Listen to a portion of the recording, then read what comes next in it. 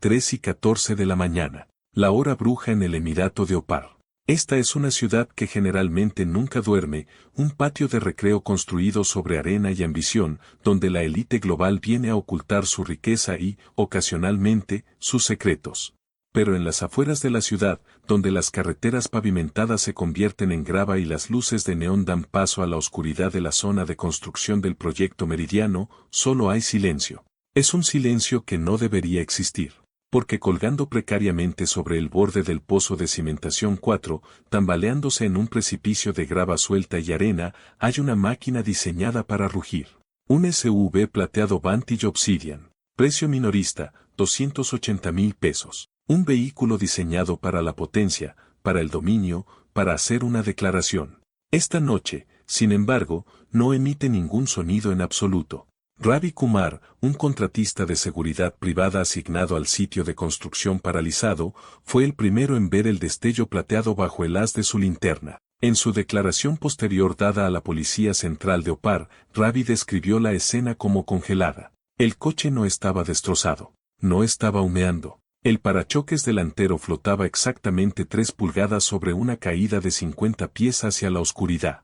Ravi se acercó al vehículo con cautela. En Opar, los coches de lujo abandonados no son infrecuentes, las deudas a menudo conducen a vuelos nocturnos al aeropuerto, dejando Porsches y Ferraris acumulando polvo en los estacionamientos. Pero al limpiar la condensación de la ventanilla del lado del conductor, se dio cuenta de que esto no era un abandono. Dentro, desplomado sobre el volante de cuero cosido a mano, había un hombre. Vestía un traje a medida de color carbón, con el botón superior de su camisa de vestir desabrochado. Para el ojo inexperto, parecía un hombre exhausto después de una larga noche de negociaciones corporativas. Pero Ravi notó algo que más tarde desconcertaría a los investigadores forenses de accidentes. No había marcas de derrape en la grava. No había tierra arrancada donde los neumáticos deberían haberse bloqueado en pánico. No había cristales rotos. El coche no se había estrellado, había sido guiado. El hombre dentro era Kenneth Tan, 48 años. Director financiero de Stratosphere Fintech. Un ciudadano de Singapur que movía millones de dólares con una sola pulsación de tecla. Un hombre que lo tenía todo, poder, una familia hermosa y una reputación tan inmaculada como su traje. Pero Kenneth Tan estaba muerto. Y como pronto descubrirían los paramédicos, su muerte no tenía nada que ver con el coche, y todo que ver con la química que fluía por sus venas. Esto no fue un trágico accidente. Este fue el movimiento final en un juego de ajedrez doméstico que se había vuelto letal. Lo que está a punto de presenciar es una historia de guerra biológica librada dentro de un matrimonio. Una historia sobre la visa platino, el símbolo de estatus definitivo que prometía libertad, pero que, en cambio, reveló una sentencia de muerte. Para entender por qué Kenneth Tan terminó muerto en un pozo de construcción, tenemos que entender a la mujer que lo puso allí. O más bien, la mujer que los fiscales estatales alegarían que lo puso allí. Conozcan a Carmen, nacida en 1989 en una tranquila provincia agrícola de Filipinas, la vida de Carmen fue un estudio de resiliencia. Era la mayor de 4 hermanos, el sostén de la familia, la que cargaba con el peso del futuro de su familia sobre sus hombros. Amigos y familiares la describían como irrompible. Pagó su escuela de hostelería trabajando de noche, impulsada por un objetivo singular, ver el mundo. En 2011, lo logró. Fue contratada por Pan Asian Airways, una de las aerolíneas más prestigiosas de la región. Para Carmen, el uniforme no era solo ropa, era una armadura. Era su boleto para salir de la pobreza. Pasó 3 años en el aire, sirviendo champán a los ocupantes de primera clase, sonriendo a través de las turbulencias, siempre la observadora de una riqueza que podía tocar pero nunca conservar. Hasta el vuelo PA 402 de Singapur a Opar City, 14 de noviembre de 2013. Esa fue la noche en que conoció a Kenneth. Kenneth Tan estaba sentado en el asiento 2A. Tenía 38 años entonces, una estrella en ascenso en los mercados financieros asiáticos. Era callado, educado, un marcado contraste con los pasajeros exigentes a los que Carmen estaba acostumbrada. No la trató como a una sirvienta, la trató como a una audiencia. Le preguntó sobre su vida, sus sueños, sus ciudades favoritas. Para cuando el avión aterrizó en Opar, Kenneth tenía su número. Al final de la semana, cenaron en The Celestial, un restaurante giratorio en lo alto de la torre más alta de la ciudad. Para Carmen, se sintió como un cuento de hadas.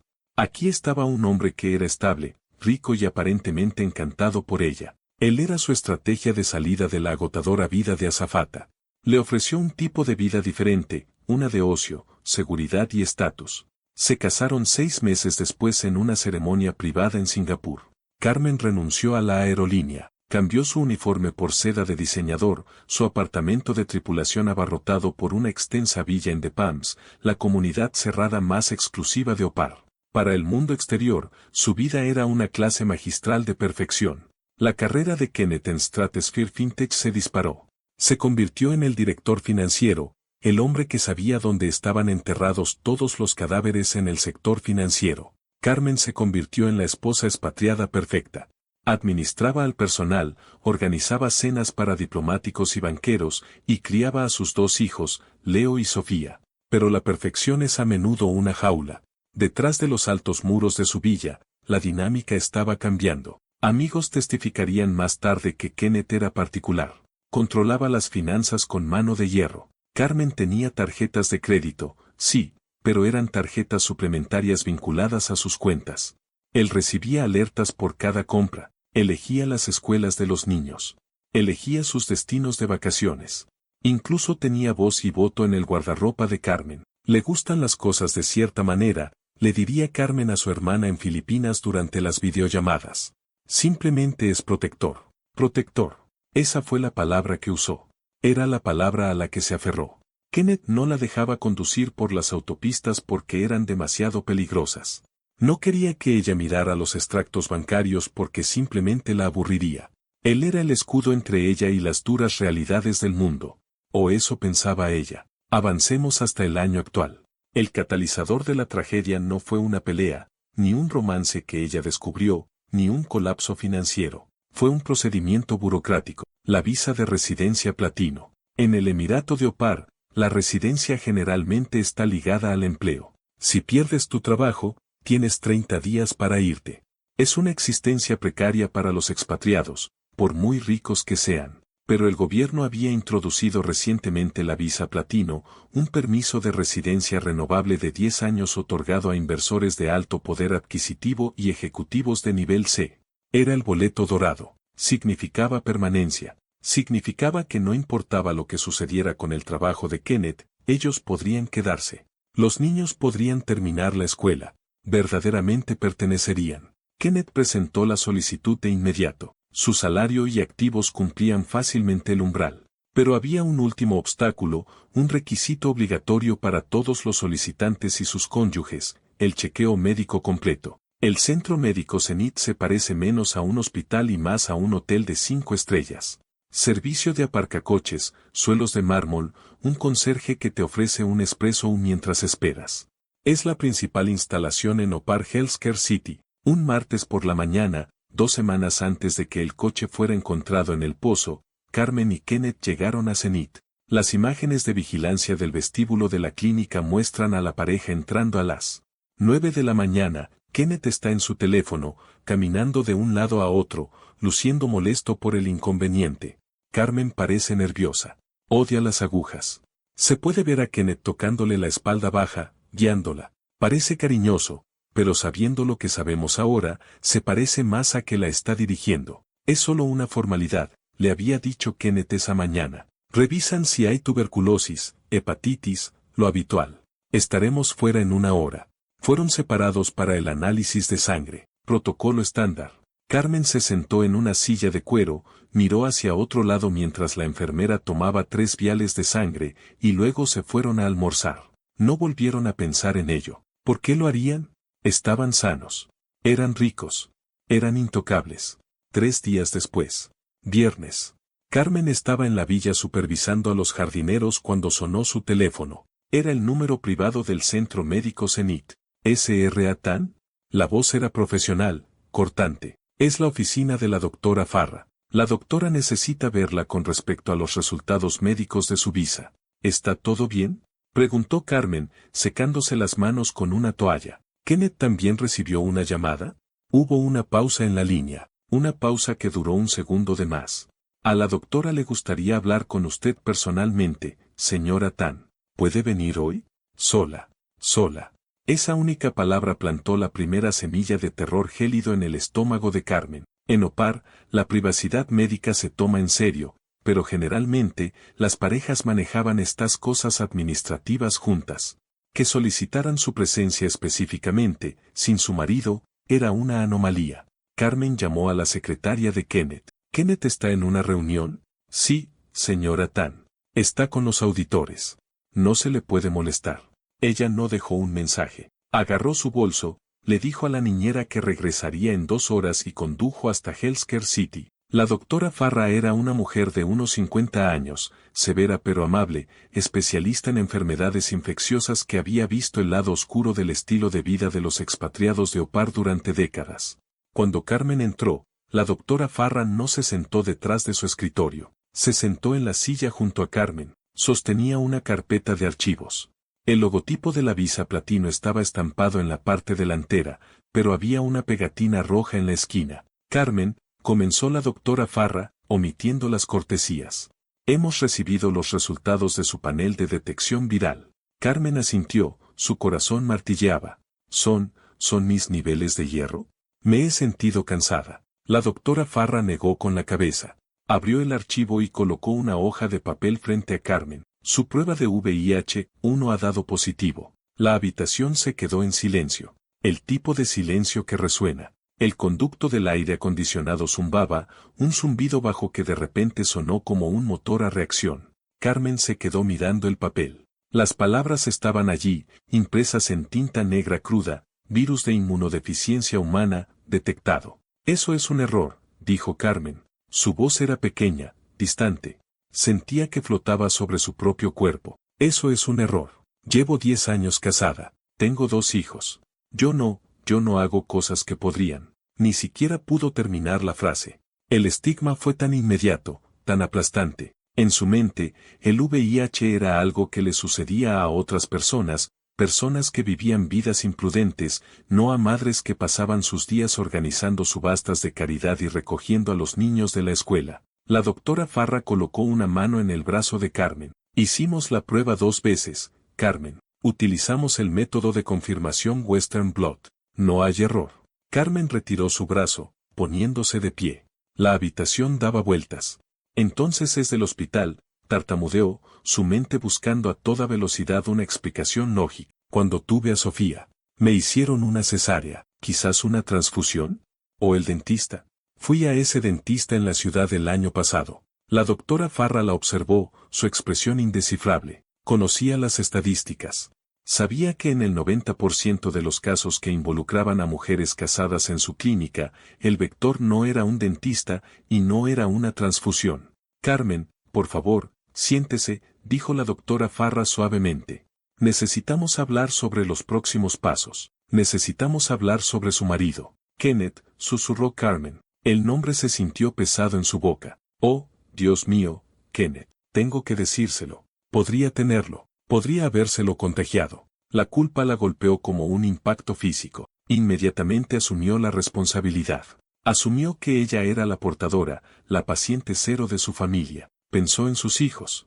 Leo, Sofía, ¿los había besado con un corte en el labio? ¿Había compartido un cepillo de dientes por error? El pánico era irracional, alimentado por la falta de conocimiento y el terror absoluto. Los he matado, sollozó, hundiéndose de nuevo en la silla. He matado a mi familia. La doctora Farra esperó a que pasara la ola inicial de histeria. Le entregó un pañuelo a Carmen. Carmen, escúcheme. El VIH ya no es una sentencia de muerte. Es una condición manejable. Con medicación, puede vivir una vida larga y normal. Pero necesitamos hacerle la prueba a su marido. Y necesitamos hacerles la prueba a sus hijos, solo para estar seguros. Carmen condujo a casa aturdida. La autopista, generalmente un borrón de superdeportivos y rascacielos, se sentía ajena. Se miró las manos al volante, las mismas manos que habían empacado las loncheras esa mañana, y parecían las manos de una extraña. Se sintió sucia, se sintió contaminada. Cuando se detuvo en el camino de entrada de la villa, se quedó sentada en el coche durante 20 minutos, incapaz de moverse. ¿Cómo podía cruzar esa puerta principal? ¿Cómo podía mirar a Kenneth a los ojos y decirle que su vida perfecta había terminado? Que la visa platino, el símbolo de su éxito permanente, en cambio había revelado una mancha permanente? Ella no lo sabía entonces, pero la mujer sentada en ese coche estaba muriendo. La Carmen que creía en los cuentos de hadas, la Carmen que creía en la santidad de su matrimonio, estaba dando sus últimos suspiros. La mujer que entraría en la casa era otra persona completamente diferente. Alguien que estaba a punto de aprender que el virus en su sangre era el menor de sus problemas. Cuando Kenneth llegó a casa esa noche, la casa estaba oscura. El personal había sido despedido. Carmen estaba sentada en la sala de estar formal, con el expediente médico en la mesa de centro de cristal frente a ella. Ella no había encendido las luces. Estaba esperando. Kenneth entró, aflojándose la corbata, hablando por teléfono. Vende la posición. No me importa lo que digan los analistas, simplemente deshazte de ella. Colgó y encendió la luz. La vio el archivo. Se detuvo. La mayoría de los maridos, al ver a su esposa sentada en la oscuridad con un expediente médico, preguntarían qué pasa. Correrían a su lado. Kenneth no se apresuró. Caminó hacia el carrito de bar y se sirvió un whisky. ¿Está hecho?, preguntó, dando un sorbo. ¿Obtuvimos la aprobación? Carmen lo miró, con lágrimas corriendo por su rostro. Tengo VIH, dijo. Las palabras quedaron suspendidas en el aire entre ellos, en el aire reciclado del aire acondicionado. Kenneth hizo una pausa. No se le cayó el vaso. No jadeó. La miró, su rostro una máscara impasible de cálculo. Eso es imposible, dijo, pero su voz carecía de la frecuencia del shock. Era la voz de un hombre que gestionaba una crisis, no de un hombre que escuchaba una tragedia. La doctora Farra lo confirmó, dijo Carmen, alzando la voz. Lo tengo, Kenneth, lo que significa que podrías tenerlo. Tenemos que hacerte la prueba. Tenemos que revisar a los niños. Se puso de pie, caminando hacia él, necesitando que la abrazara, que le dijera que todo estaría bien. Pero Kenneth dio medio paso hacia atrás. Fue un movimiento sutil, pero para Carmen, se sintió como una bofetada. ¿Lo tienes?, repitió Kenneth. La miró con un escrutinio repentino y agudo. ¿Con quién has estado? La pregunta detuvo a Carmen en seco. ¿Qué? ¿Me oíste?, dijo Kenneth, endureciendo la voz. Trabajo 14 horas al día para pagar esta casa, para pagar esta vida. ¿A quién has estado viendo mientras estoy en la oficina? ¿Al instructor de tenis? ¿A uno de los conductores? Carmen se quedó allí, aturdida. Había esperado miedo. Había esperado dolor. No había esperado una acusación. Nunca he estado con nadie más que tú, gritó. Lo sabes. Estoy aquí todo el día con los niños. Kenneth negó con la cabeza, colocando su bebida en el posavasos. Bueno, no lo cogiste del aire, Carmen, y ciertamente no lo cogiste de mí.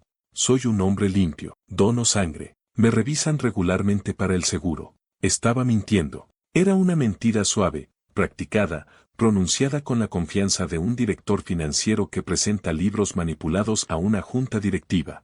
Pero Carmen aún no lo sabía. En ese momento, de pie en su sala de estar multimillonaria, sintió que el peso de su manipulación mental comenzaba a aplastarla. Él estaba dando la vuelta a la victimización. Él estaba haciendo que esto fuera culpa suya. Quiero el divorcio, dijo Kenneth con calma. No permitiré que mi reputación sea arruinada por tus indiscreciones. ¿Y la visa? Puedes olvidarte de ella. De hecho, una vez que informe de esto a las autoridades, tendrás suerte si te dan una semana para empacar. Pasó junto a ella, dirigiéndose hacia las escaleras. Duerme en la habitación de invitados. No te quiero cerca de mí. Carmen se desplomó en el suelo al escuchar el clic de la puerta del dormitorio cerrándose arriba. Estaba sola. Estaba enferma. Y estaba a punto de ser desechada. Pero mientras yacía allí en el frío mármol, sollozando en sus manos, no se dio cuenta de que Kenneth había cometido un error fatal. Había asumido que ella era débil. Había asumido que ella era solo la chica de provincia que había recogido en clase económica. Había olvidado que antes de ser ama de casa, antes de ser madre, era una sobreviviente que había cargado con toda su familia a cuestas. Había olvidado que un animal acorralado no solo se encoge, muerde. Y Carmen recién comenzaba a afilar sus dientes. El informe médico sobre la mesa no era solo un diagnóstico, era la primera pista de un misterio que la llevaría a un teléfono desechable, un libro ahuecado y, finalmente, al borde de un pozo de construcción a las 3 de la mañana. La habitación de invitados de la Villa Tam fue diseñada para dignatarios visitantes y suegras. Un espacio de lujo impersonal con sábanas que tenían un número de hilos superior al salario mensual promedio en la provincia natal de Carmen. Pero esa noche se convirtió en una celda de prisión. Carmen yacía despierta, mirando el techo. El zumbido del aire acondicionado central sonaba menos como un consuelo y más como la ventilación de una instalación de seguridad. Ella no durmió. Cada vez que cerraba los ojos, veía la palabra detectado estampada en tinta roja, vio los rostros de sus hijos.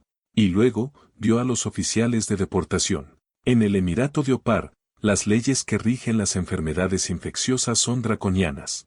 Para los expatriados, un diagnóstico positivo de VIH generalmente desencadena una notificación automática a las autoridades de inmigración. La visa es cancelada. Las cuentas bancarias son congeladas. Se le da al individuo una breve ventana para arreglar sus asuntos antes de ser escoltado al aeropuerto. Kenneth lo sabía. Estaba contando con ello. La violencia psicológica de esa noche fue más silenciosa que una paliza física, pero mucho más dañina. Carmen era una mujer que había construido su identidad en torno a ser la madre y esposa perfecta. En el lapso de 4 horas, Kenneth le había arrebatado eso, reemplazándolo con la identidad de una paria enferma. Había convertido su propia biología en un arma contra ella. A medida que el sol salía sobre el desierto, proyectando sombras largas y afiladas sobre el cuidado césped de la villa, Carmen tomó una decisión. No empacaría. Aún no. Fue a ver a los niños, observándolos dormir con un hambre desesperada y dolorosa. Leo estaba desparramado con la boca abierta, Sofía agarrando su conejo de peluche. Eran inocentes. Y si ella se iba, si era deportada, Kenneth se quedaría con ellos. Él tenía el dinero, los abogados y el historial médico limpio, o eso afirmaba. A las 7:30 de la mañana, Kenneth apareció en la cocina. Estaba recién duchado, vestía un traje de raya diplomática azul marino, oliendo a colonia cara y espresso. No parecía un hombre cuyo matrimonio acababa de implosionar. Parecía un director financiero preparándose para una reunión de la junta. Se sirvió un café, mirando a Carmen que estaba de pie junto al mostrador, todavía con la ropa del día anterior. Tengo reuniones hasta las 6, dijo, mirando su reloj. Espero que seas racional cuando llegue a casa. Necesitamos discutir los términos de la separación. ¿Y Carmen? Hizo una pausa en la puerta, con la mano en la manija. No intentes acceder a las cuentas conjuntas. Le he pedido al banco que las marque por actividad sospechosa. Por si acaso decides huir. Salió. La pesada puerta de roble hizo clic al cerrarse. El silencio que siguió fue ensordecedor. Carmen no huyó. Condujo, pero no al aeropuerto. Condujo de vuelta a Healthcare City. Necesitaba respuestas. La lógica de la acusación de Kenneth la estaba carcomiendo, pero debajo del pánico se había formado un pequeño y endurecido núcleo de duda. Kenneth era un hombre de detalles. Era un hombre que calculaba el riesgo. Si estaba tan limpio, ¿por qué se negó a mirarla a los ojos cuando lo dijo? ¿Por qué fue tan burocrática su reacción a un diagnóstico fatal en su matrimonio? Llegó al centro médico Zenit a las 9 de la mañana. No tenía cita, pero la recepcionista le echó un vistazo a su rostro pálido, demacrado, con los ojos enrojecidos y la hizo pasar. La doctora Farra estaba entre rondas. Llevó a Carmen a su oficina de inmediato. Esta vez, las persianas estaban cerradas. La atmósfera era de conspiración, no de consulta. Carmen, dijo la doctora Farra, con la voz baja, estaba a punto de llamarte. Necesitamos hablar sobre el resto de los resultados del panel. Carmen se sentó, con las manos temblando en su regazo. Dice que está limpio, susurró. Dice que debo haberlo engañado. Me va a quitar a los niños, doctora. Va a hacer que me deporten. La expresión de la doctora Farra se tensó. Estaba obligada por las leyes de confidencialidad del paciente que eran estrictas, pero en casos de salud pública y peligro claro, había lagunas éticas. Y la doctora Farra, que había visto a demasiadas mujeres desechadas por hombres poderosos en esta ciudad, decidió cruzar una. Abrió un segundo archivo en su escritorio. Llevaba el nombre de Kenneth. Carmen, escúchame con mucha atención, comenzó la doctora Farra, quitándose las gafas. Analizamos la muestra de Kenneth al mismo tiempo que la tuya. Sus resultados ya están. Carmen contuvo la respiración. ¿Es negativo? No, dijo la doctora Farra. Es positivo para anticuerpos del VIH. Igual que tú. Carmen dejó escapar un sonido que era mitad sollozo, mitad jadeo. Entonces sí se lo contagié, lloró, enterrando su rostro en sus manos. Tenía razón. Lo infecté. Detente, ordenó la doctora Farra. La autoridad en su voz hizo que Carmen levantara la cabeza de golpe. Mira los datos, Carmen. Esto no es una cuestión de opinión. Es una cuestión de biología. Le dio la vuelta al papel. Era un gráfico complejo de cargas virales y recuentos de CD4. Cuando una persona está infectada recientemente, como tú, la carga viral, la cantidad de virus en la sangre, es muy alta. Tu sistema aún no ha aprendido a combatirlo. Tus números están por las nubes. Eso indica una infección aguda. Algo que sucedió en el último año o dos. Señaló la columna de Kenneth. Kenneth dio positivo en los anticuerpos, lo que significa que su cuerpo ha visto el virus. Pero cuando medimos su carga viral, era indetectable. Carmen frunció el ceño, confundida. ¿Indetectable? ¿Eso significa que está curado? No hay cura, dijo la doctora Farra, inclinándose hacia adelante. Indetectable significa que el virus está siendo suprimido. Significa que el paciente está en terapia antirretroviral potente, medicación, y no solo por una semana o un mes.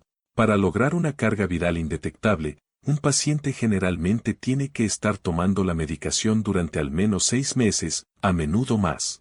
Requiere un cumplimiento estricto, píldoras diarias, monitoreo constante. La comprensión golpeó a Carmen lentamente, como una marea creciente de agua helada. ¿Está tomando medicación?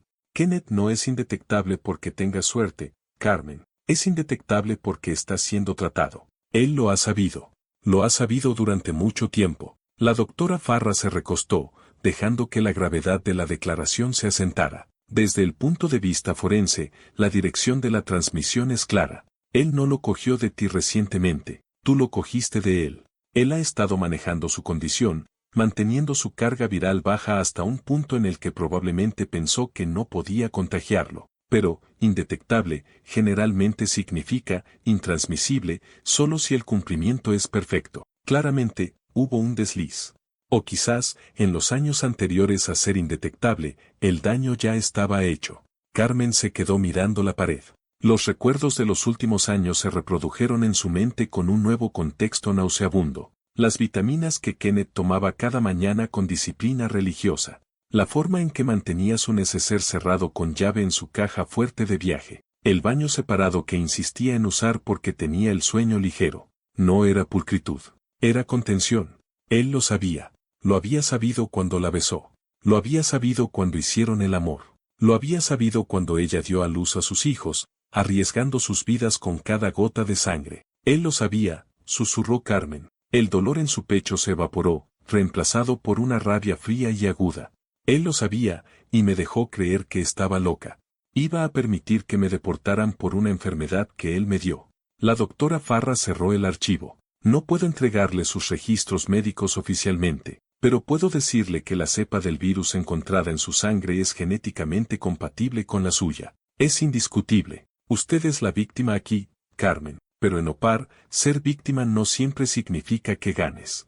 Miró a Carmen con lástima. Necesitas protegerte. Si te está amenazando con acciones legales, necesitas apalancamiento. La biología está de tu lado, pero necesitas pruebas de que él lo sabía. Carmen salió de la clínica, pero no era la misma mujer que había entrado. La Carmen azafata, la Carmen ama de casa, la Carmen madre, todas habían desaparecido. En su lugar había algo más frío, algo necesario para la supervivencia. Condujo de regreso a la villa, la reluciente estructura blanca que se alzaba de las arenas del desierto como un mausoleo. Estacionó el coche y entró. La casa estaba vacía. Los niños estaban en la escuela. El personal estaba en sus cuartos. Solo estaban ella y las mentiras construidas en los cimientos.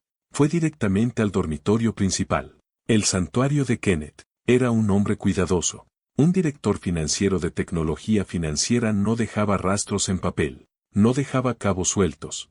Pero todo hombre tiene una debilidad. La debilidad de Kenneth era su arrogancia. Creía que era más inteligente que todos en la sala, especialmente su esposa. Creía que ella era simple. Creía que ella no sabría dónde buscar. Comenzó con los lugares obvios. La caja fuerte. Estaba cerrada con llave, teclado digital. Intentó cumpleaños, aniversarios. Nada. Se dirigió a la mesita de noche. Nada más que gafas de lectura y un antifaz. Fue a su armario, revolviendo entre las filas de trajes italianos, revisando los bolsillos. Nada. Sintió un aumento de pánico. Sin pruebas físicas de que estaba tomando medicamentos o comunicándose sobre su condición, era solo su palabra contra un hombre poderoso en un sistema legal patriarcal. El testimonio de la doctora Farra ayudaría, pero Kenneth podría afirmar que acababa de comenzar con los medicamentos recientemente o que no lo sabía. Podría manipularlo. Era un maestro de la manipulación. Entró en su estudio.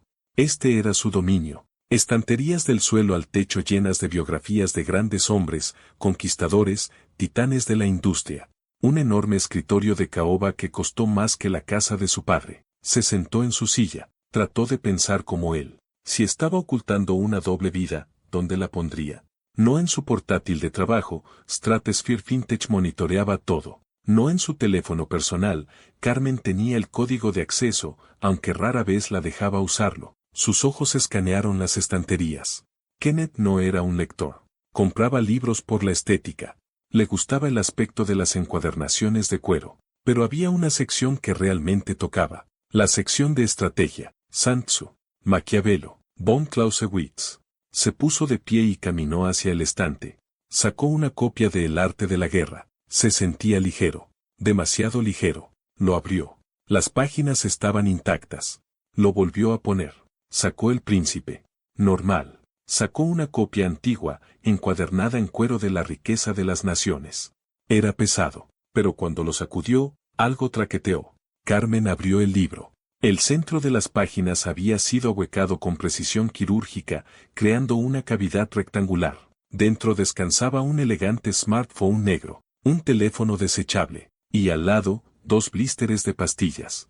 Tabletas azules. Ella tomó las pastillas primero. Sus manos temblaban, pero su visión era cristalina. Sacó su propio teléfono y tomó una foto, luego hizo zoom en el nombre de la marca estampado en el papel de aluminio, Viracontrol. Rápidamente lo buscó en Google.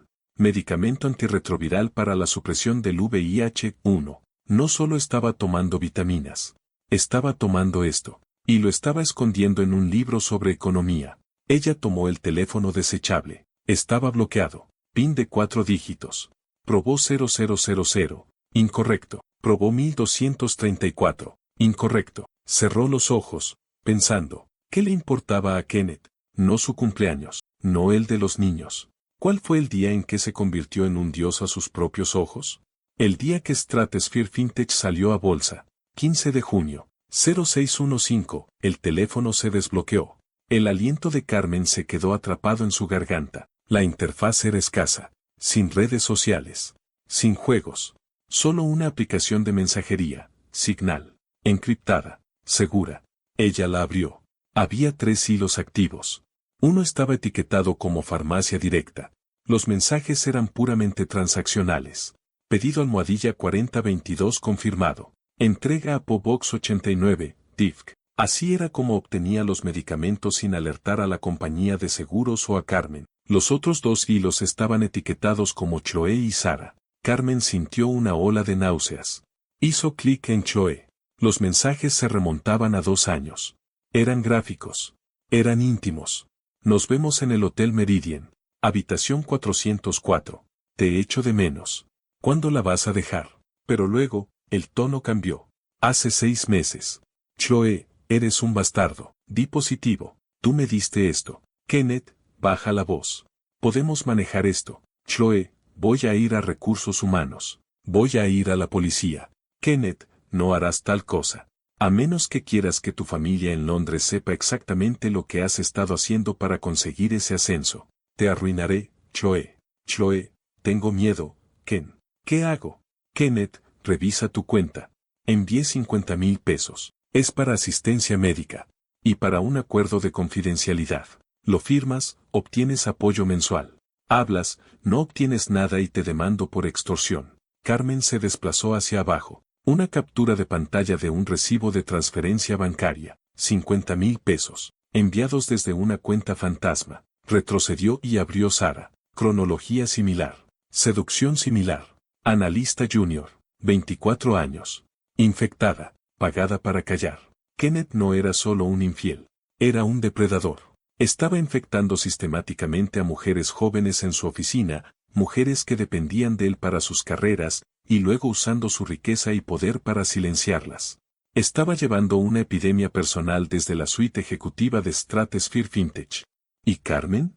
Ella era solo la tapadera, la esposa respetable en casa que le hacía parecer estable a los inversores. Miró las marcas de tiempo. Le estaba enviando mensajes a Chloe mientras Carmen estaba de parto con Sofía. Le estaba enviando mensajes a Sara mientras estaban en su viaje de aniversario a las Maldivas. La pena se había ido ahora. El miedo a la deportación se había ido. En su lugar había una claridad fría y aterradora. Kenneth era un monstruo. Un monstruo que había envenenado su cuerpo y ahora planeaba desecharla como un envoltorio usado. Oyó la puerta principal abrirse. El fuerte golpe de un maletín cayendo. Eran solo las 2 de la tarde. Había llegado a casa temprano. ¿Carmen? Su voz resonó desde el vestíbulo. Olvidé los archivos para la fusión. ¿Estás aquí? Carmen se quedó en el estudio, con el libro ahuecado en una mano, el teléfono desechable en la otra.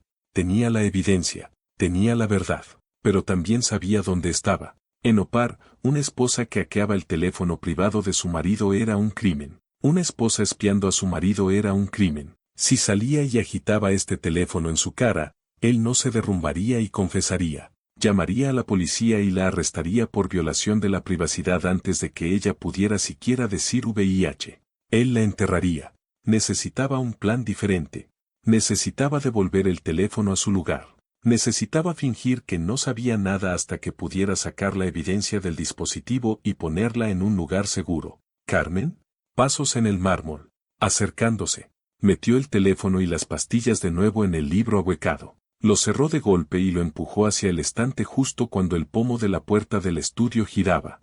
Kenneth entró. Se detuvo cuando la vio. Sus ojos se entrecerraron. ¿Qué estás haciendo aquí? Carmen se giró, su corazón golpeando contra sus costillas como un pájaro atrapado. Forzó su rostro a adoptar una máscara de derrota manchada de lágrimas. Dejó caer los hombros. Permitió que la sobreviviente se desvaneciera y que la esposa rota regresara. Solo estaba, buscando un bolígrafo, tartamudeó, su voz temblando, para firmar los papeles de la separación. ¿Ganas, Kenneth? Firmaré lo que quieras. Solo por favor, no me quites a los niños. Kenneth la estudió. Miró la estantería detrás de ella. Miró sus manos temblorosas. Una sonrisa lenta y cruel se extendió por su rostro. Le creyó. Porque quería creer que había ganado. Bien, dijo, caminando hacia su escritorio. Me alegro de que finalmente estés siendo sensata. Llamaremos a los abogados por la mañana. Esta noche, celebraremos la fusión. Quiero que te asegures de que el estudio esté limpio. Tomaré mi whisky aquí a las 8. Agarró un archivo de su escritorio y salió, dejando a Carmen de pie en el centro de la habitación. Esta noche. 8 de la noche, whisky. Carmen miró el libro ahuecado por última vez. No necesitaba un abogado. No necesitaba un divorcio. Necesitaba detenerlo. Y mientras miraba la botella de Highland 25 sentada en la bandeja de cristal, una idea oscura y desesperada comenzó a formarse. Una idea que involucraba la botella de sedantes recetados que había visto en su bolsa de viaje, los potentes que tomaba para el insomnio en vuelos de larga distancia. No iba a permitir que destruyera otra vida. No iba a permitir que la deportara. La visa platino estaba muerta, pero Carmen todavía estaba viva. Y por primera vez en 10 años, estaba a punto de tomar el control.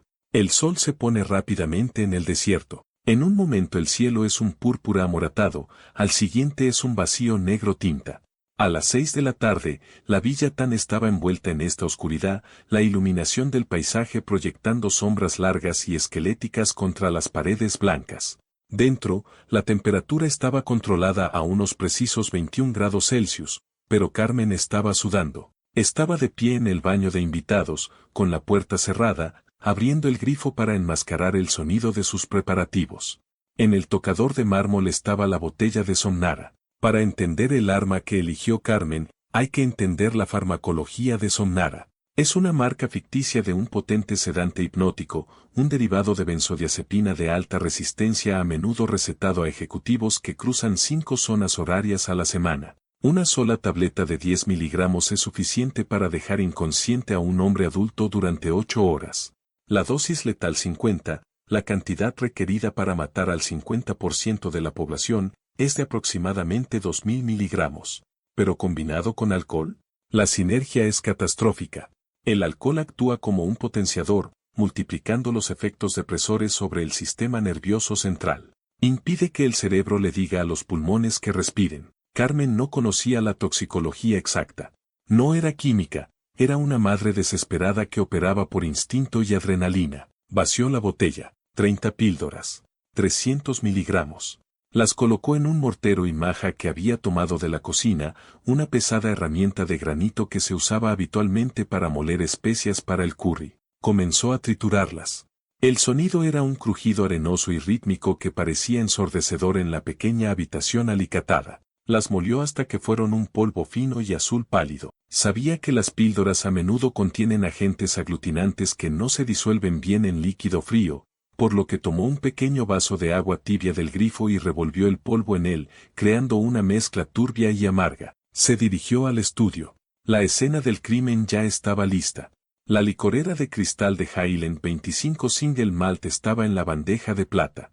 Kenneth era una criatura de hábitos. No usaba hielo, no usaba agua, lo bebía solo. Esto era un problema. La mezcla turbia sería visible en el líquido ámbar. Carmen tomó una decisión. Vertió la mezcla en la licorera y luego la agitó. El whisky de 25 años, oscuro y viscoso, absorbió la mezcla, volviéndose ligeramente opaco, pero con la tenue iluminación ambiental del estudio, rezó para que pasara por sedimento o simplemente pasara desapercibido. Limpió el borde de la licorera con la manga, buscando huellas dactilares, su mente repasando episodios de dramas forenses que había visto años atrás. La espera fue la parte más difícil. Desde las 6:30 de la tarde hasta las 8 de la noche, Carmen se sentó en la sala de estar, fingiendo leer una revista. Revisó a Leo y Sofía 3 veces.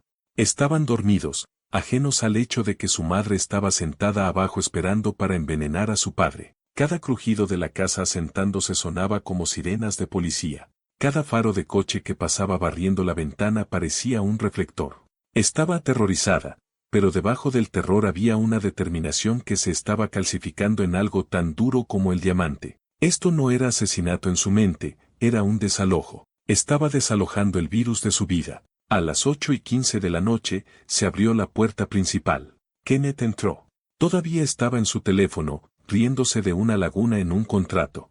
Colgó, tiró sus llaves en el cuenco de cerámica en el vestíbulo y entró en la sala de estar. Miró a Carmen. No vio a una mujer al borde de un colapso. Vio un problema que ya había resuelto.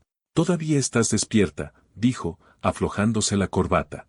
«Pensé que te había dicho que te mantuvieras fuera de mi vista hasta que llegaran los abogados por la mañana. Quería decir, lo siento», dijo Carmen. La mentira sabía a ceniza en su boca. Estaba histérica antes.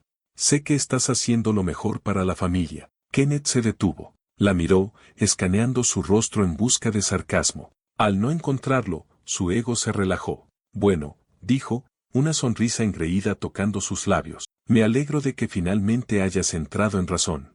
Es mejor así.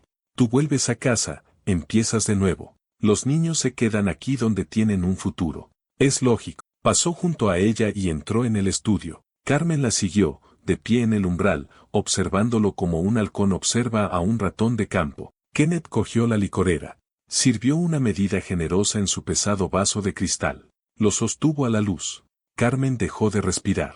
El líquido se arremolinó, oscuro y espeso. Kenneth no notó la ligera turbidez.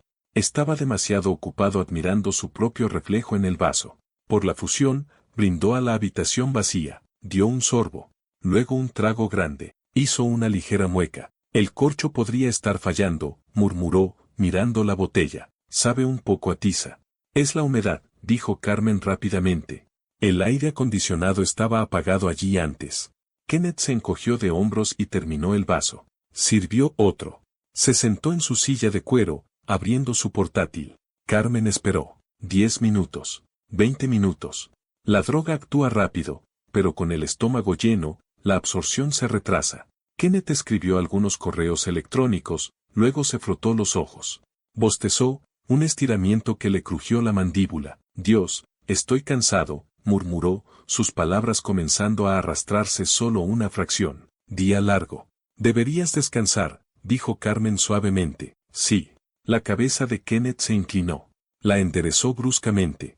Miró a Carmen, sus ojos de repente desenfocados, pupilas dilatadas. ¿Qué pusiste en el aire acondicionado? Nada, Kenneth. Intentó levantarse. Sus piernas cedieron. Colapsó de nuevo en la silla, el pesado cuero crujiendo bajo su peso. Derribó el vaso del escritorio. No se hizo añicos, rebotó en la alfombra persa, derramando las últimas gotas de veneno ámbar. Kenneth la miró, la comprensión surgiendo lentamente en su mente. Intentó alcanzar su teléfono. Su mano golpeó inútilmente el aire, su control motor seccionado de su intención. Tú, jadeó. Tú estúpida. Sus ojos se pusieron en blanco, su cabeza cayó sobre su pecho. Kenneth Tan, el hombre que controlaba millones, fue silenciado por la gravedad y la química. Carmen no se movió durante un minuto entero. Observó su pecho. Subir, bajar, subir, bajar. Era superficial, desigual. No estaba muerto, pero estaba inmerso en el crepúsculo de Somnara, un estado de sedación profunda del que no despertaría. Ahora vino la física del crimen. Kenneth pesaba 185 libras. Carmen pesaba 110.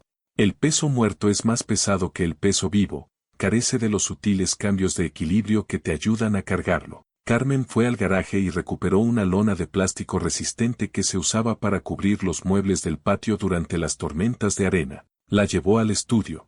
Tuvo que sacar a Kenneth de la silla haciéndolo rodar. Golpeó el suelo con un ruido sordo que vibró a través de las tablas del suelo. Ella ahogó un grito. Lo hizo rodar sobre la lona. Agarró las esquinas. Tiró. No era una mujer fuerte físicamente, pero la adrenalina es un combustible poderoso. Lo arrastró por el pasillo, sus tacones excavando en las alfombras caras, dejando surcos profundos en el pelo, pistas forenses que no notaría hasta que fuera demasiado tarde. Lo arrastró hasta el garaje, junto al Vantage Obsidian. Cargarlo fue la parte más difícil. No podía levantarlo. Tuvo que improvisar. Usó un tablón de madera de los suministros de jardinería como rampa. Retrocedió ligeramente el coche, abrió el maletero, cajuela, pero se dio cuenta de que no cabría sin acurrucarlo y el rigor mortis no se había instalado, por lo que estaba flácido, inmanejable. Cambió de planes. Abrió la puerta del pasajero. Lo abrazó por el torso, levantándolo sobre el asiento. Su cabeza golpeó el marco de la puerta, una laceración que sangraría sobre el cuero, evidencia de ADN 101. Le abrochó el cinturón. Era una grotesca parodia de cuidado. Le puso gafas de sol en la cara para ocultar sus ojos cerrados, un detalle que había visto en una película, que en realidad parecía absurdo y sospechoso. Limpió el estudio, limpió el vaso, lavó la licorera, puso el mortero y la maja en el lavavajillas, un error, ya que el lavavajillas no haría un ciclo antes de que la policía potencialmente llegara y quedarían residuos. Sacó el teléfono desechable y las pastillas del libro ahuecado y los puso en su bolso. A las 2 de la mañana, abrió la puerta del garaje. El vecindario estaba en silencio. Se metió en el asiento del conductor del Vantage. Kenneth estaba desplomado a su lado, oliendo a whisky y colonia cara. Puso el coche en marcha y condujo. El destino era el Proyecto Meridiano. Era un desarrollo fallido en el borde de la ciudad, un lugar donde el desierto estaba reclamando el hormigón. Estaba a 5 millas de distancia. El viaje se sintió como una alucinación. Carmen obedeció todas las leyes de tráfico. Usó sus intermitentes. Se detuvo en los semáforos en rojo en las calles vacías. Estaba aterrorizada de que la detuvieran. Imagina la conversación. ¿Licencia y registro, señora? ¿Y su pasajero está vivo? Llegó al borde del pavimento. El camino se convirtió en grava. Esta era la zona de construcción. Sin farolas. Solo el pálido resplandor de la luna y sus luces altas cortando el polvo. Navegó hacia el pozo de cimentación 4, una excavación masiva destinada a un rascacielos que se quedó sin fondos. Detuvo el coche a 30 pies del borde. Lo puso en park, estacionamiento. Mantuvo el motor en marcha. Salió y caminó hacia el lado del pasajero. Desabrochó a Kenneth. Tenía que moverlo al asiento del conductor. Esto era el montaje. Tenía que parecer que él mismo se había tirado. Lo jaló a través de la consola central. Fue una lucha grotesca y batallada con un cuerpo comatoso. Su pie se atascó en la palanca de cambios. Ella tiró de él, rasgando la tela de la pernera de su pantalón. Finalmente, estaba detrás del volante. Ajustó el asiento, colocó sus manos en el volante. Su cabeza cayó hacia adelante sobre la bocina, beep beep. El sonido rasgó la noche como un grito. Ella tiró frenéticamente de su cabeza hacia atrás, apoyándola contra el reposacabezas. Ahora, la ejecución. Metió la mano por la ventanilla abierta del lado del conductor. Puso el coche en neutral. El suelo estaba ligeramente inclinado hacia el pozo, pero no lo suficiente. Tendría que empujar. Caminó hacia la parte trasera del SUV. Colocó sus manos sobre el frío metal plateado. Empujó. No se movió. 185 libras de hombre más 2 toneladas de acero reforzado. Hundió los pies en la grava. Empujó de nuevo, apretando los dientes, con lágrimas corriendo por su rostro. Vamos, susurró. Solo ve. Las ruedas giraron, lentamente al principio. Crunch, crunch, crunch. El coche ganó impulso. Ella soltó. Observó cómo rodaba. Se movió hacia el abismo. 10 pies. 5 pies. 2 pies. Y luego, las ruedas delanteras pasaron por encima. El coche no cayó dramáticamente. No explotó. Simplemente se inclinó hacia adelante, la parte inferior del chasis raspando ruidosamente contra el borde de hormigón, chirrido, y luego se quedó allí, colgando. Se atascó. El chasis tocó fondo en el borde del pozo. Las ruedas traseras se levantaron en el aire, girando perezosamente en el vacío. El coche estaba tambaleándose, equilibrado precariamente, pero no cayó. Carmen se quedó allí, horrorizada. Este no era el plan. Se suponía que iba a desaparecer en la oscuridad. Ahora, era un monumento a su fracaso. Una baliza plateada colgando de un acantilado. No podía acercarse a él. Era demasiado inestable. Si lo tocaba, podría caer y llevársela con él, o peor, podría resbalar. No podía encender el motor de nuevo. Kenneth estaba inconsciente en el asiento del conductor. Miró su reloj. 3 de la mañana, Ravi Kumar, el guardia de seguridad, hacía sus rondas a las 3:15. Vio el haz de la linterna en la distancia, balanceándose como una luciérnaga. Tenía que correr. Carmen se giró y corrió hacia la carretera principal. La grava rasgó sus zapatos, unas delgadas bailarinas de diseñador no destinadas a un sitio de construcción. Una se deslizó. Ella tropezó, raspándose la rodilla. Dejó el zapato. Otro error. Una zapatilla de Cenicienta para el equipo forense. Se quitó el otro de una patada y corrió descalza. La caminata de regreso a la villa fue de 5 millas. 5 millas de arena fría del desierto y asfalto. Sus pies estaban sangrando cuando llegó a la autopista. Se mantuvo fuera de la carretera, caminando en la zanja de drenaje para evitar las cámaras de tráfico que bordeaban la autopista. Pero la ciudad de Opar vigila a todos. Si bien evitó las cámaras de velocidad, no tuvo en cuenta los sensores atmosféricos. Las cámaras de seguridad privadas en las vallas perimetrales de las otras propiedades o el rastreo satelital en su propio teléfono que tontamente había guardado en su bolsillo. Mientras caminaba, la adrenalina se desvaneció, reemplazada por un silencio aplastante y hueco. Lo había hecho, pero no lo había hecho bien. El coche no había caído. Las marcas de derrape no estaban allí porque no lo había conducido a toda velocidad, lo había empujado. La física estaba mal. La historia no se sostendría. Llegó a la villa a las 4:45 de la mañana. Se deslizó adentro. Se duchó, frotándose la piel hasta que estuvo en carne viva, tratando de lavar el olor a whisky, a garaje y a Kenneth. Se vendó los pies. Se puso el pijama. Se metió en la cama, pero no durmió. Yacía allí esperando que sonara el teléfono, esperando las noticias, esperando el inevitable golpe en la puerta. Había matado al monstruo, sí. Pero en el silencio de la noche de Opar, se dio cuenta de que se había convertido en algo completamente diferente. Ya no era una superviviente, era una sospechosa. Y el sol estaba a punto de salir sobre una escena del crimen que era desordenada, imperfecta y que clamaba por respuestas.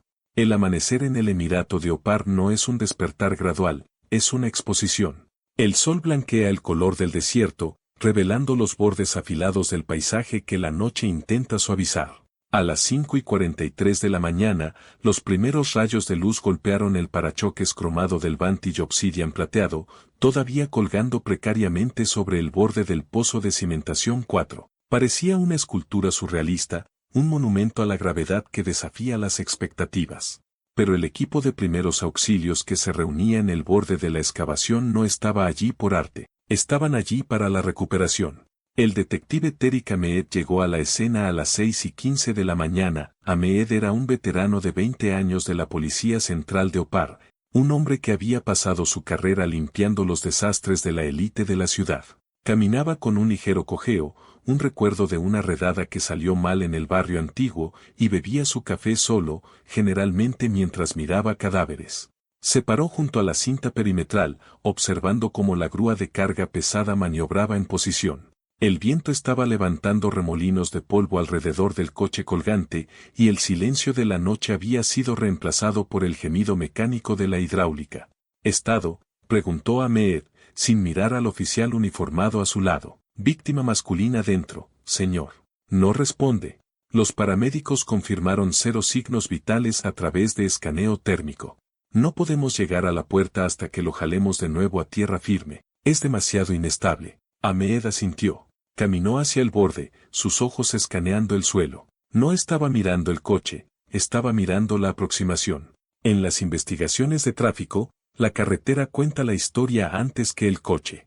Estaba buscando la caligrafía desesperada del pánico, las rayas de goma negra que quedan cuando un conductor frena de golpe, las marcas de guiñada, creadas cuando un coche se desvía violentamente. No había nada. La pista de grava que conducía al pozo estaba intacta, salvo 2 surcos profundos y paralelos por donde los neumáticos habían rodado en línea recta. Sin frenos, murmuró Ahmed, garabateando en su cuaderno. No intentó detenerse. Suicidió, quizás, sugirió el oficial. ¿Problemas financieros? El mercado ha sido volátil. Ahmed no respondió. Caminó 50 yardas de regreso por la pista, siguiendo las impresiones de los neumáticos. Luego, se detuvo. Se agachó. Parcialmente enterrado en un montículo de arena suelta, brillando bajo el sol de la mañana, había un zapato. No era una bota de trabajo. No era una zapatilla deportiva. Era una bailarina de mujer, hecha de suave cuero italiano, manchada de aceite y sangre. Una única zapatilla de cenicienta dejada en un páramo de hormigón y acero. Ahmed lo recogió con una mano enguantada, embolsándolo. Miró más abajo por el camino y encontró el segundo, a 10 yardas de distancia. Un hombre suicida se tira por un acantilado, dijo Ahmed, poniéndose de pie. No trae a una mujer que pierde sus zapatos. A las 7 de la mañana, la grúa finalmente remolcó el Vantage de vuelta a la grava. El coche gimió cuando la suspensión se asentó. Los paramédicos se movieron inmediatamente, abriendo la puerta del conductor. Kenneth Tan se cayó. Estaba rígido, su cuerpo bloqueado en la postura antinatural de sus momentos finales. Estaba vestido con su traje a medida, pero sus pantalones estaban rasgados, y había una profunda laceración en su frente que había sangrado profusamente sobre el asiento de cuero. Pero fue el olor lo que golpeó a Ahmed primero. Incluso por encima del olor a gasolina y polvo del desierto, el interior del coche apestaba a whisky de Malta. Era abrumador. Conductor ebrio, dijo el paramédico, buscando un pulso que no existía desde hacía horas. Clásico. Se desmayó al volante, se cayó. Ahmed se inclinó. Miró las manos de Kenneth. No estaban agarrando el volante. Estaban descansando en su regazo. En un accidente, incluso un conductor ebrio generalmente tiene una acción refleja, manos apoyándose contra el tablero, agarrando el volante con los nudillos blancos. Las manos de Kenneth estaban pasivas. No había muerto luchando contra la caída. Había muerto durmiendo durante ella. Embolsa todo, ordenó Ahmed. Y que el médico forense acelere la prueba toxicológica.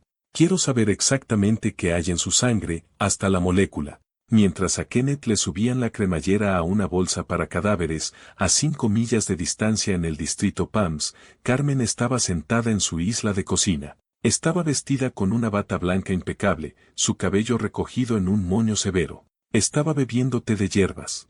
Parecía la imagen de la tranquilidad matutina, pero por dentro, su sistema nervioso vibraba a una frecuencia que sentía que le rompería los huesos. Había ensayado este momento 1000 veces en las últimas 4 horas. Se sabía el guión. A las 8:30 de la mañana, sonó el timbre. No el timbre de entrega. El golpe fuerte y autoritario de un asunto oficial. Carmen revisó su reflejo en la puerta del microondas. Se pellizcó las mejillas para darle color a su rostro pálido. Caminó hacia la puerta. Abrió. El detective Ahmed estaba allí, flanqueado por dos oficiales uniformados. Levantó su placa, pero sus ojos ya estaban trabajando, catalogando el vestíbulo, el arte caro y la mujer que estaba ante él. Vio el vendaje en su pie izquierdo, asomándose por debajo del dobladillo de su bata. ¿S.R. Atán?, preguntó Ahmed, su voz neutral. Sí.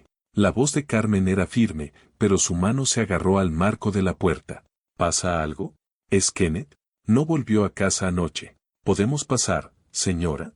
Se sentaron en la sala de estar formal, la misma habitación donde Kenneth había servido su última bebida 12 horas antes. Ahmed la observó atentamente.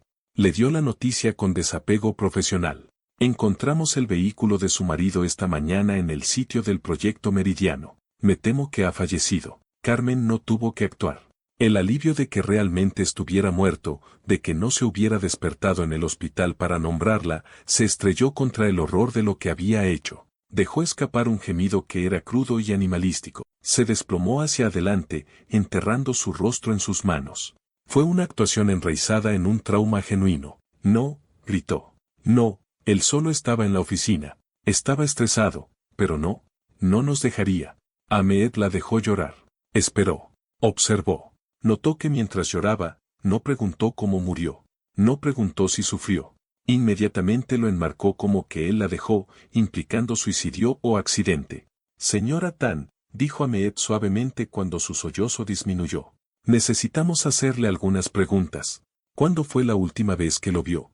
Anoche, sollozó Carmen, secándose los ojos con un pañuelo. Alrededor de las 8. Llegó a casa temprano. Estaba bebiendo. Nunca bebe así. Estaba tan enojado por la fusión. Dijo que necesitaba ir a conducir para despejar la cabeza. Traté de detenerlo, pero él simplemente se fue conduciendo. ¿Condujo el Vantage? Sí. ¿Y estaba bebiendo? Sí. Whisky. Terminó media botella. Ahmed asintió. La historia encajaba con la escena. Un ejecutivo ebrio y estresado que da un paseo y pierde el control. Era plausible. Era pulcro. Pero Ahmed odiaba la pulcritud. La pulcritud generalmente significaba que alguien había limpiado. ¿Se llevó a alguien con él?, preguntó Ahmed. Carmen se congeló por una fracción de segundo. No. ¿Por qué lo haría? Encontramos un par de zapatos de mujer cerca del lugar del accidente, mintió Ahmed. No dijo cerca, implicó en el coche. Nos preguntábamos si tenía una pasajera. ¿Zapatos? Carmen levantó la vista, sus ojos muy abiertos. Yo, no lo sé. Quizás estaba viendo a alguien. Estábamos teniendo problemas. Fue un giro. Uno inteligente. Estaba plantando la semilla del romance para explicar los zapatos. Pero ella no sabía que Ahmed ya había anotado la talla de los zapatos en la bolsa de su coche, talla 37. Miró el vendaje en su pie de nuevo. ¿Qué le pasó a su pie, señora Tan? Carmen apretó más su bata. Se me cayó un vaso esta mañana, cuando me di cuenta de que no estaba en casa. Estaba nerviosa. Ya veo. Ahmed se puso de pie. Necesitaremos que venga a la estación para identificar los efectos personales. ¿Y señora Tan? No salga de la ciudad.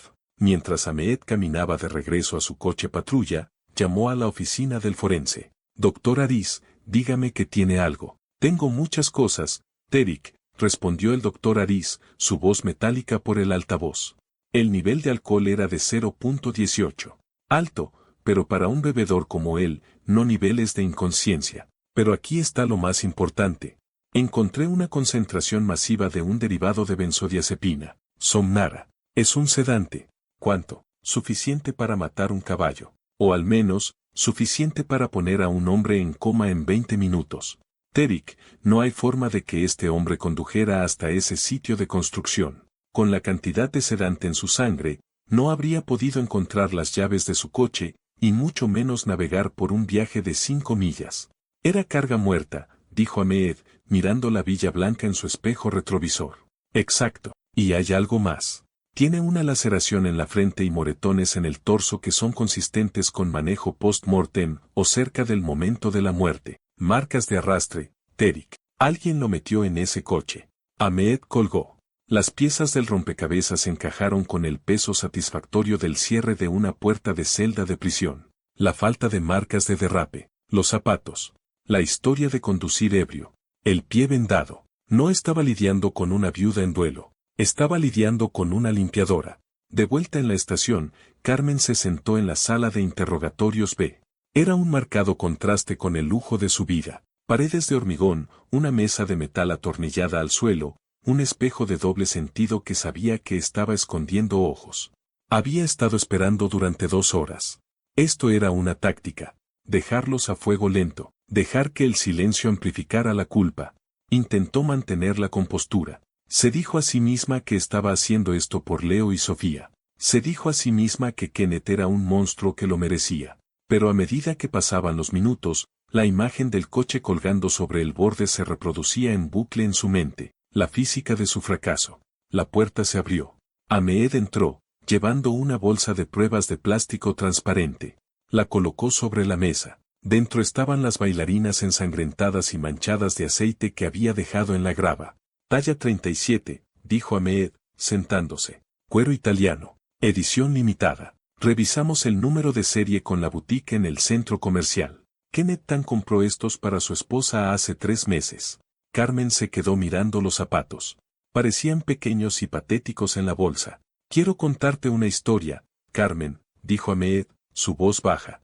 Es una historia sobre física.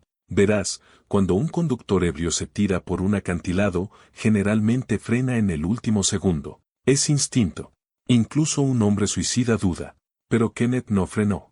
Porque Kenneth ya estaba dormido. De hecho, según el informe toxicológico que acabo de recibir, Kenneth probablemente estaba en coma incluso antes de salir de su camino de entrada. Carmen no habló. Su garganta se sentía como si estuviera llena de arena. Tú lo arrastraste, continuó Ahmed, inclinándose hacia adelante. Lo arrastraste de la casa al coche. Eso es trabajo duro. Probablemente te lastimaste. Quizás, ¿te raspaste los pies corriendo en la oscuridad? Señaló su pie vendado. Iba a llevarse a mis hijos, susurró Carmen. Las palabras se le escaparon antes de que pudiera detenerlas. La presa se estaba agrietando. Ahmed hizo una pausa. Había escuchado muchas confesiones, pero el motivo era siempre la clave. ¿Por qué, Carmen? Kenneth era rico, tenía éxito. ¿Por qué matarlo? Estaba enfermo, dijo Carmen, sus ojos levantándose para encontrarse con los suyos. Y me enfermó. Me contagió el VIH, detective. Y me iba a deportar por ello. Iba a borrarme. Ahmed se recostó. Esto no se lo había esperado. El archivo de Kenneth Tan mostraba a un hombre de perfecta salud y posición. Tengo pruebas, dijo Carmen, su voz ganando una fuerza desesperada. En mi bolso. Su teléfono desechable. Las pastillas. Infectó a mujeres en su oficina. Les pagó para callar. Era un monstruo. No asesiné a un marido. Protegí a mi familia de una plaga. Ahmed la miró. Le creyó. Podía ver la verdad en los restos de su rostro. Pero Ahmed era un policía en Opar y la ley era un instrumento contundente.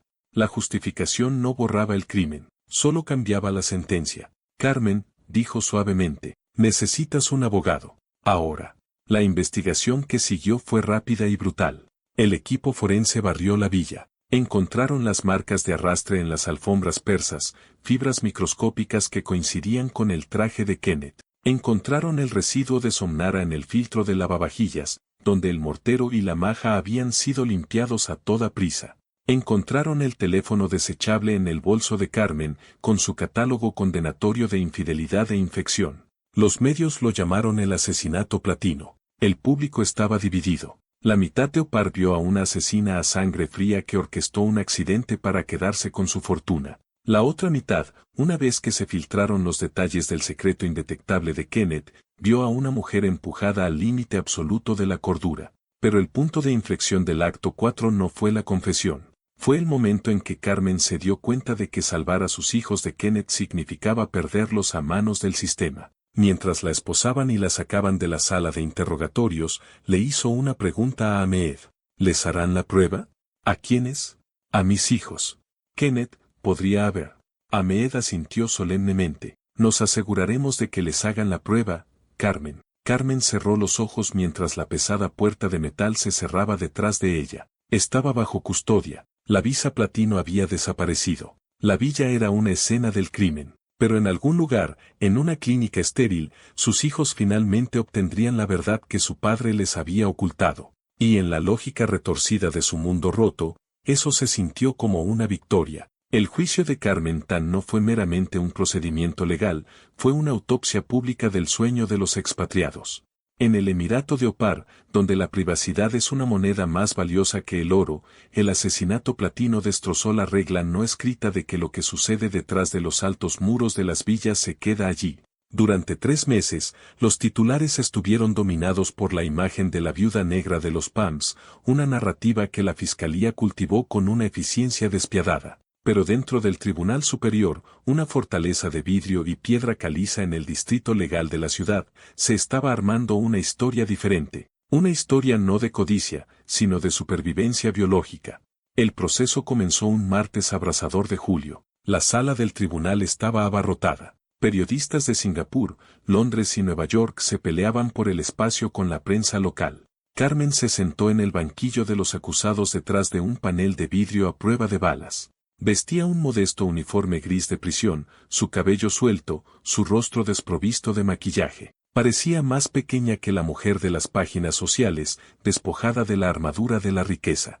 El fiscal, Ahmed Al-Mansour, era un hombre conocido por su precisión teatral. En su declaración de apertura, pintó a Kenneth Tan como una figura trágica, un financiero brillante, un padre amoroso, un hombre agotado por las demandas de su imperio, derribado por la única persona que juró protegerlo. Al-Mansour proyectó fotos de la escena del crimen en las pantallas gigantes. El bantig plateado colgando del acantilado. Las marcas de arrastre en las alfombras persas. La fórmula química de Somnara. Esto no fue un crimen pasional, tronó Al-Mansour, señalando a Carmen. La pasión es desordenada. La pasión es inmediata.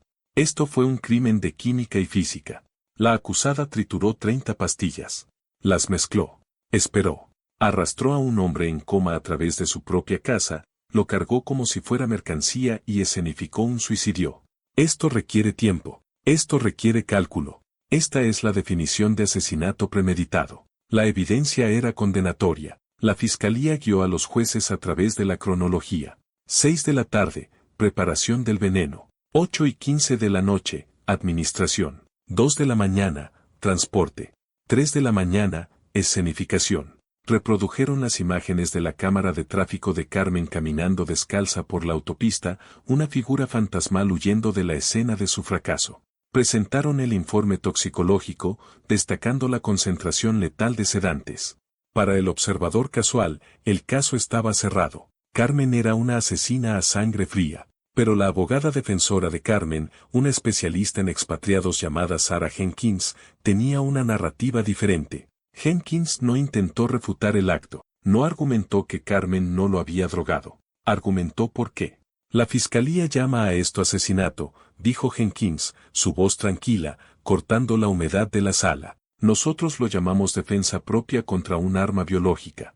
El punto de inflexión del juicio llegó el cuarto día, cuando la defensa llamó a la doctora Farra al estrado. La doctora, arriesgando su licencia médica y enfrentando una inmensa presión de la junta médica, tomó juramento. Se sentó con la espalda recta, agarrando un archivo que contenía la verdad forense del matrimonio Tan. Doctora Farra, preguntó Jenkins. ¿Puede explicarle al tribunal el término indetectable en el contexto del VIH?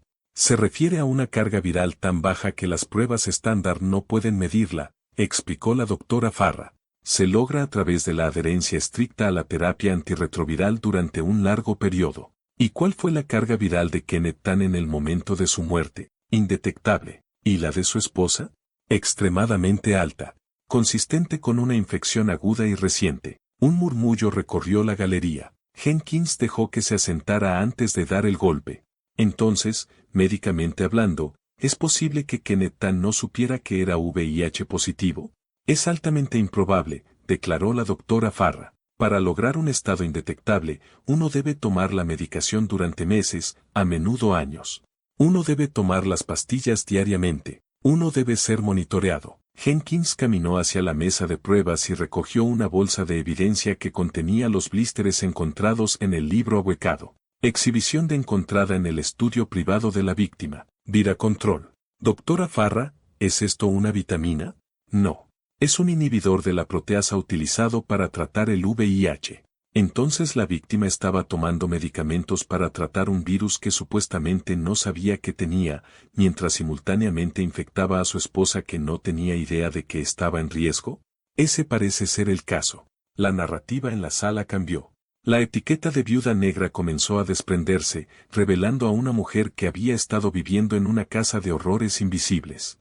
Pero la defensa no había terminado. Necesitaban demostrar que la amenaza era continua, que Carmen no estaba simplemente enojada, sino atrapada. Introdujeron el teléfono desechable. En Opar, las leyes de privacidad digital son estrictas y la fiscalía luchó duro para suprimir el contenido del teléfono. Pero los jueces, obligados por la gravedad de la evidencia biológica, lo permitieron. Jenkins conectó el dispositivo al sistema de visualización del tribunal. Los mensajes de Signal, previamente ocultos en la web oscura del engaño de Kenneth, se proyectaron en alta definición para que el mundo los viera.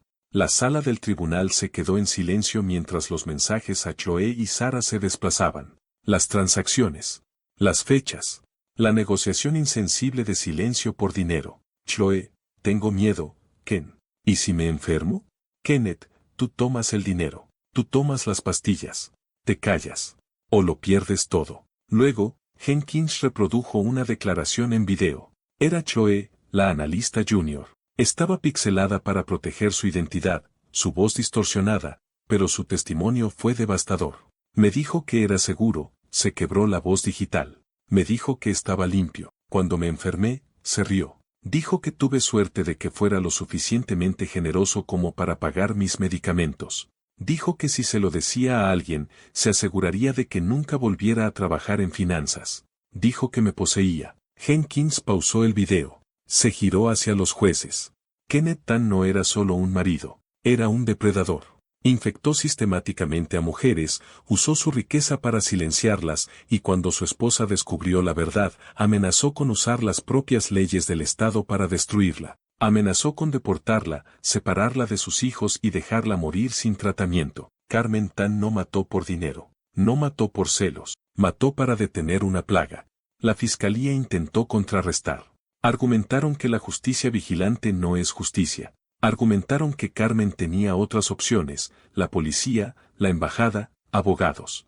Pero el argumento sonó vacío frente a la realidad del poder de Kenneth y la aterradora inmediatez de la amenaza que representaba. El juicio concluyó con Carmen subiendo al estrado. Es raro que los acusados en casos capitales testifiquen, pero Carmen insistió.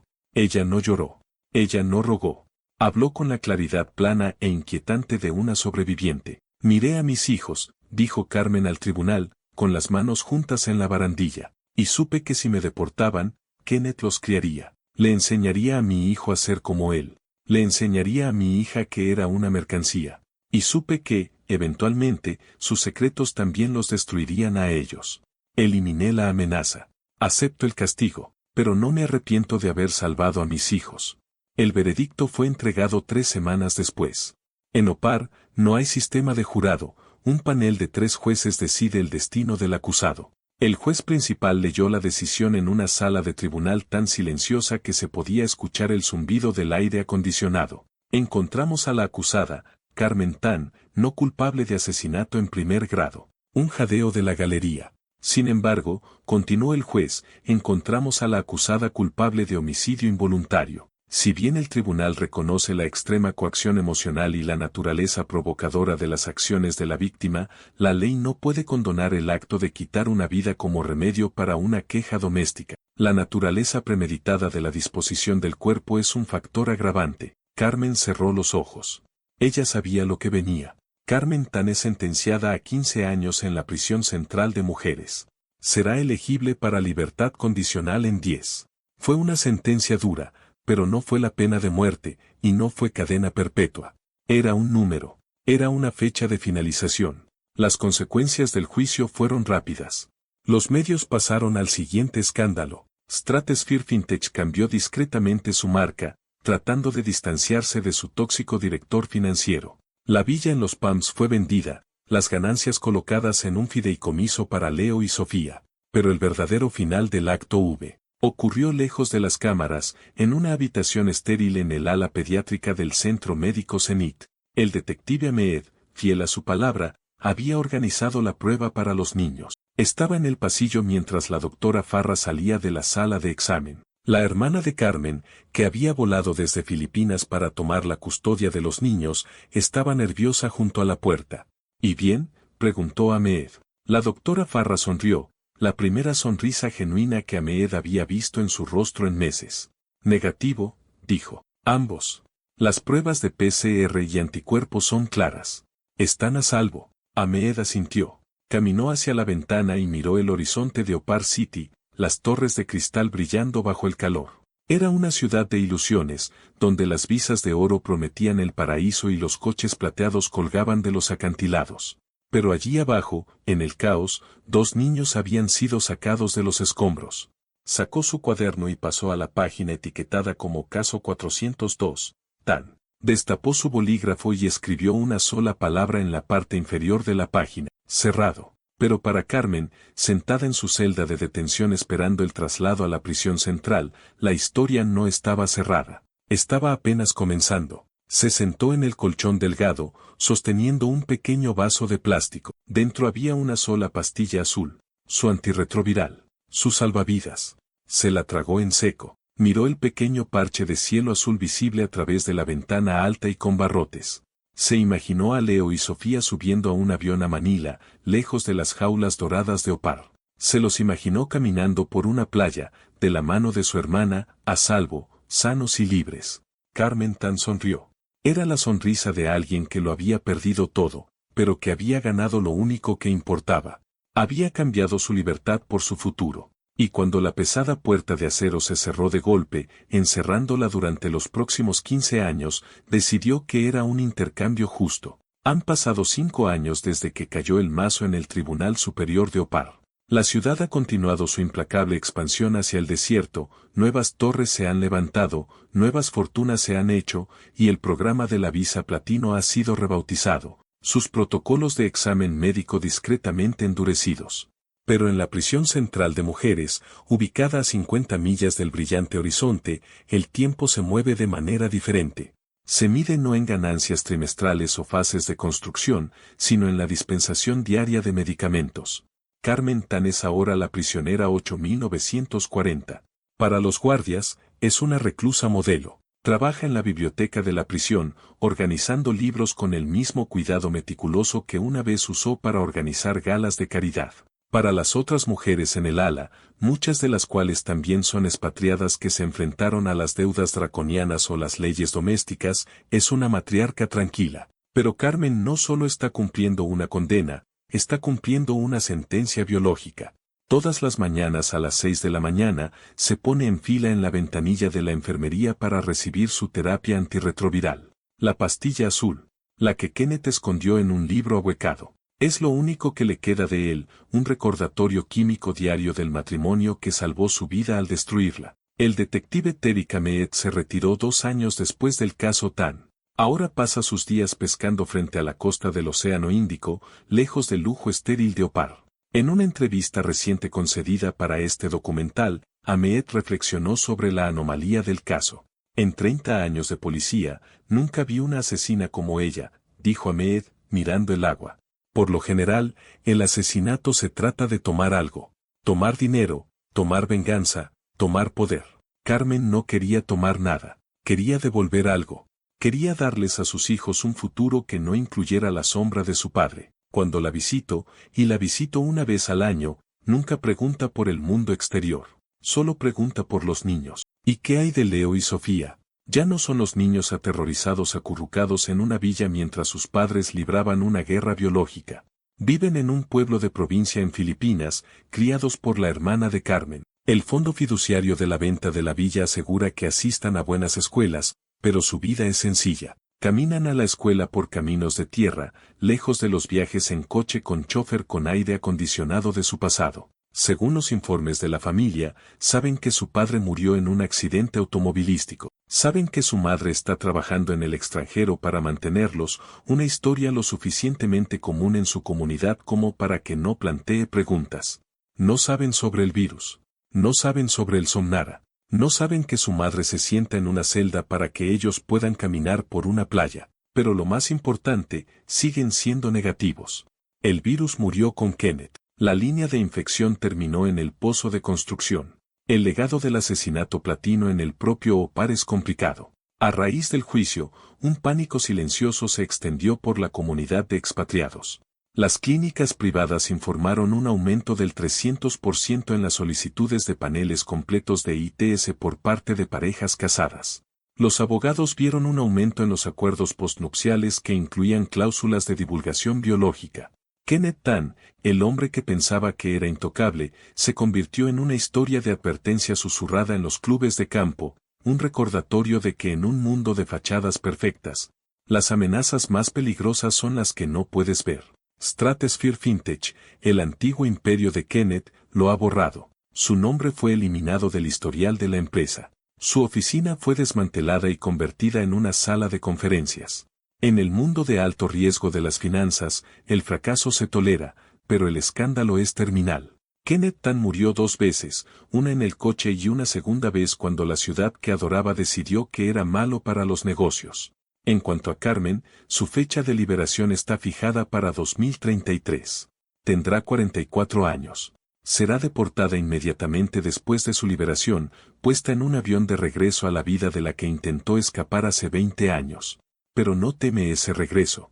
En su carta final a los productores de este documental, escrita desde su celda, Carmen ofreció un pensamiento final que persigue la narrativa de esta tragedia. La gente me pregunta si se hizo justicia. Miran los 15 años y dicen que es demasiado, o miran el cadáver y dicen que es muy poco. Pero la justicia es un concepto para personas que tienen opciones.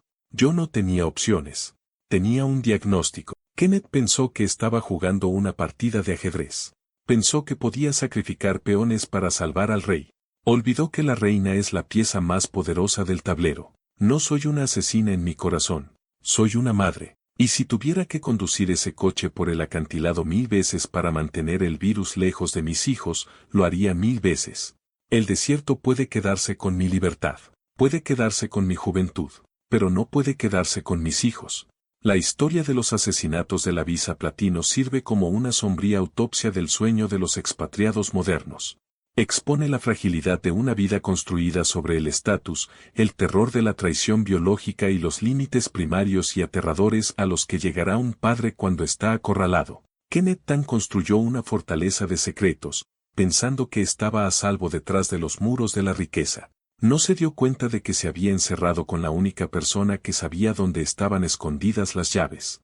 Y en el silencio de la noche del desierto, si escuchas atentamente cerca del sitio abandonado del Proyecto Meridiano, casi puedes escuchar el eco de un coche plateado rodando hacia el borde. El sonido de una jaula dorada que finalmente se rompe.